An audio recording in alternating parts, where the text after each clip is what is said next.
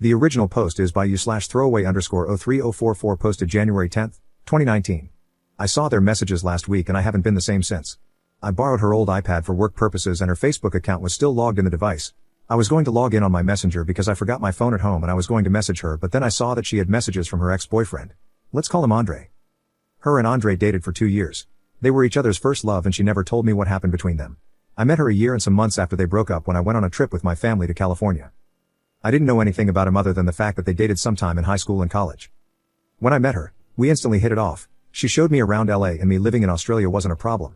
We were in a long-distance relationship for a year until I saved up enough money to move out of my country for her. Other than that, it took me months to look for a job in Los Angeles so that I would be financially secure when I got there. 3 years later, we're still going strong? Or so I thought. When I clicked on their conversation out of curiosity, I immediately noticed the kiss and heart emojis. Right then I knew what was happening. I don't want to go on about the details, but the only message that stood out was her talking about leaving me for a few months so that she could take care of him. He has cancer. It's at stage 1, but he reckons he's going to die. On one of his messages to her, he asked if she would visit him in his house. And I'm pretty sure she did because they mentioned how they had a great time together and that it was good to catch up. Well, it's been a week since I found out. She doesn't know that I know, or that I took her old iPad out of its box and that I had spent 2 days reading their messages. She has no idea at all. She thinks everything is okay between us, but I actually want to cry for a long time and that I want to physically hurt myself. I have no friends in LA, all of them are back home and they're all living their own lives now. I don't want to talk about it to anyone because thinking too deeply about it hurts. I guess when it all comes down to it, she never really loved me and I'm still trying to accept that. I don't know how to approach this. I have written my resignation letter for work and I have messaged my parents that I was going to go home sometime next month. I did both when I was extremely upset. I just need advice on how to approach this. I don't want to talk to her about it. At all. I can't even look her in the eye without wanting to break down. Please help me on what to do and how to approach it correctly. As of now, I'm thinking of leaving while she's at work. Update posted January 11th, 2019. I finally talked to my girlfriend about it and unfortunately, she is now my ex-girlfriend. A lot of things that I never expected to happen did happen in a span of hours. As soon as she opened the door to our apartment, I could tell that she was already starting to cry. Seeing her so vulnerable like that also hurt because I didn't want to put her in that position. I had to constantly remind myself that none of this was my fault. We sat down. There were lots of tears. I thought I would be bitter, angry and that I would be screaming at her the whole time, but I felt disappointed instead. I told her that I saw the messages and explained how I ended up scrolling through their whole conversation. She kept reasoning that she just felt sorry for him and that she didn't know how to say no to him because they go all the way back. Then I told her that we go more way back than they ever did. I was there through her lowest point. I helped her get up. She admitted that they had intimacy more than 3 times. I saw it coming. I had a gut feeling, but hearing her confirm it hurt so much. At that point, I was full on crying. I can't remember some of the things that happened because my mind was all over the place. It still is now. I remember telling her that I was done. That whatever we had was over. She kneeled in front of me and asked me to forgive her. I don't think I ever will. I can't tolerate people who cheat. By that point, a third of my clothes were packed up. Obviously she feels happier with him if she can do this to me. When I posted my first post, a Redditor approached me and offered me a place to stay. His place was only around 15 minutes away from ours and he picked me up. He'll also help me sell a lot of my stuff that I can't bring back home and will help me gather all my things back in my apartment. We both agreed that I don't mention him in this post. I'm glad that I really opened up to this community instead of keeping it to myself. Thank you to everyone who also offered me a place. It's almost 3 a.m. I'm heartbroken as ever, but I'm trying my best. I'm sending my resignation letter to work this morning. Every person in my family now knows my situation here and have offered support. I'll be flying home as soon as possible. To all my Aussie mates, if you live near/around Chapel Hill, let me know. America, you were great, but now it's time to come home. Thanks for the help, everyone. Edit. I'm crying again, not because I got cheated on, but because I realized that there is a whole world out there that cares a lot for my well-being. I almost can't believe I looked at hurting myself as an option to get away from the pain. I am really overwhelmed and also thankful for this community. Anthony and his wife, the Redditor who helped me, says this has been the most wholesome thing that ever happened to him. I may have lost a girlfriend and a future wife, but I gained heaps of friends, and even friends for a lifetime. Other than that, I am feeling better. It still feels surreal that she's gone, but what can a bloke do? She made her choice, so I made mine. I woke up to multiple messages from her family saying that I shouldn't rush things and that she's stupid and makes mistakes like everyone else. It sucks that I may not be able to see her family for a long time. They were great people. I thanked them and said that although I believe in second chances and everyone makes mistakes, cheating is a choice that assholes pick, never a mistake. X also emailed me around 5 in the morning. The email was too long. My eyes hurt from crying, so I junked it straight away. I miss her like crazy. I know it will take a lot of time to heal me, but I guess I can wait. P.S. I'll message my newfound Aussie friends when I go through all the comments. Exact date of my flight hasn't been sorted out yet, but I'm hoping I'll be home by next month. Final update from the OP posted February 17th, 2019. Hi everyone. I know I promised an update as soon as I landed in Australia. A lot of things just happened after my last update and I genuinely haven't thought about letting everyone know that I'm okay and safe. I didn't get to sell all of my stuff in a short amount of time, but I managed to give it out to people who really needed it. That alone made me feel a lot better about the whole situation.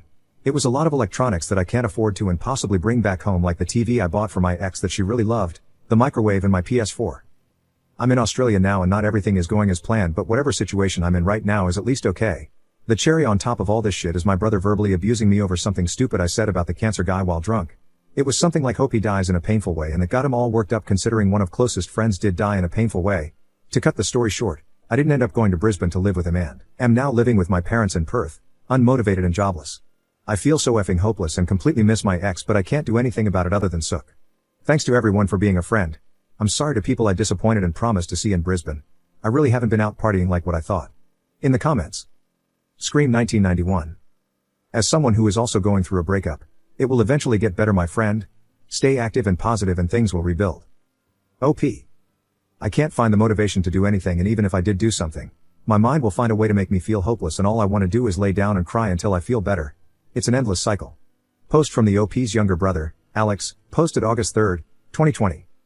Original title: My brother posted here asking for advice regarding his girlfriend who was going to leave him for his ex. I want to find the post. He passed away and I want to know why he did what he did. I have been skimming for a while without an account, putting in keywords on the search bar. I'm desperate to see. Please help.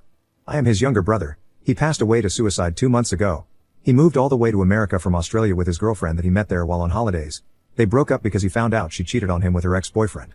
I remember when we were talking about the vulnerable situation he was in, and he told me he met some people from a Reddit relationship advice that helped him transition from America to Australia again. He said he was also going to meet people in Chapel Hill before shit hit the fan between him and our older brother. He would have been 28-29 years old when he posted. Please help me. I just want to see his account. I want to know what was on his mind. I need that closure. In the comments. Alex. Please help me. I'm desperate to see and know what the full story was. She caused a massive scar on my family and I don't think we will ever recover from his passing. Don_Toriabuti 101. First off, I'm sorry for your loss. I'd be really careful reading his posts if you find them. Make sure you can handle it. I can only imagine how hard it'd be to do something like that. Please look out for your mental health. You could just make things worse by moving forward with this. I suggest you maybe discuss this with a therapist before reading into anything. You want to make sure this will absolutely help you get closure and start to heal, as much as one can. If you're absolutely sure you want to read his posts and that this will help you, not harm you, could this be it? Alex. Thanks a lot for this. I'm still trying to gather the courage to read the whole thing. It hurts to know this happened to my brother. He was a good guy, would never hurt anybody. He sacrificed a lot of things for her and I really just can't believe this. Thanks to everyone who showed him kindness when he was far away from home. Don_Toriabuti 101. I'm glad I could help. My brother was suicidal for a long time. I remember how tough it was. He fortunately got better after some time though. But every once in a while I have nightmares that he did go through it, and just those nightmares mess me up pretty bad. I can't imagine what it's like to actually live through that horror. I'm really sorry for you and your family. I hope the post can bring you all some closure. Please be real careful though. If I were in your shoes, I could very much see myself getting too hung up on the content of the posts and making my mental health significantly worse. This is why I very much recommend this is something you look at with a therapist, if you do decide to open those posts up. Alex. It's really tough. Every day I was scared that something would trigger Connor to do it. I had to call him 3 times within a day to check up on him while I was at university and work. We've been having fun living together since the pandemic began. I thought he was enjoying spending a lot of time with me, but I think the isolation wasn't doing his mental health any good. I guess it's harder for me because I lived with him. I'm glad to hear your brother is okay now. Alex. Thanks a lot for your help, everyone. I haven't clicked on the post yet. I just need some time to collect myself. I'm pretty nervous, but my family and I have been in the dark for so long. We really need this closure. He never spoke about the situation again and I wanted to see if he had any more to say. Nightpanda 893. I wouldn't get your hope too high for closure. I'm not sure that's entirely possible with a situation like this. These posts only represent a small snapshot during a short period of his life. His suicide is likely more complex than any one issue. Read it if you want, but please don't go into this hoping it will provide what you need to move on. Alex. I'm really thankful for the nice comments. Connor was a great man and he didn't deserve any of the pain life had thrown at him. My older brother, Kurt, and I will be reading the posts together tonight. I will be deleting the app straight away to give me some peace of mind. He also had a Reddit app in his phone with a different account. I really don't know what he was doing with many accounts, but I hope I have cleared it for some people. We will read most of the posts on that account tonight too. I know he was much more active on that one. I will not be telling my parents about this. They are already going through enough pain as it. No one should have to go through the bouts of burying their own kid. Much love, Alex.